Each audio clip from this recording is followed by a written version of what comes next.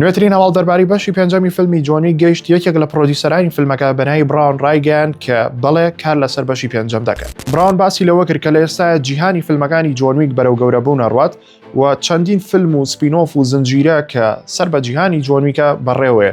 جیاواز لەوە ڤیدیۆ گەیمێکیش دروست دەکەن کە تایبەتە بێ بە جۆن ویک. لە ئێستا چەند بەرهەمێکان کە سەر بە جیهانی فیلمەکانی جۆن ویکن، یەکێکیان زنجیرەی دە کۆنتینێنتاڵە، باز لە کارکتەری وینستنەکە لە سەردەمی گەنجیە کە یەکێک لە کارکتەرە سەرەکیەکانی فیلمی جۆن ویک.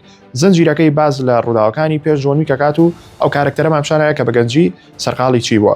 دواتر نوێترین بەرهەمیان فیلمی بالەرینا بێ کە خان ماکتەر ئانا دیارماز ڕۆڵی سەرەکی تێدا بەرجەستاکە و بڕیارە ئەم ساڵ مانگی 6 لە سینەماکانی جیهان بەردەست بێت. لە ماوەی پێشوە ئەکتەری سەرەکی فیلمەکانی جۆن ویک کیانۆ ریڤز چەند لێدوانێکی جیاوازی داوە کاتێک کە فیلمی جۆن ویکی 4 کۆتایی پێهات، وتی باگەرێکی زۆرەوە بەشی پێنجەم دروست دەکەین، ئەگەر چیرۆکێکی باشمان هەبێ بەشی پێنجەم دروست دەکەین.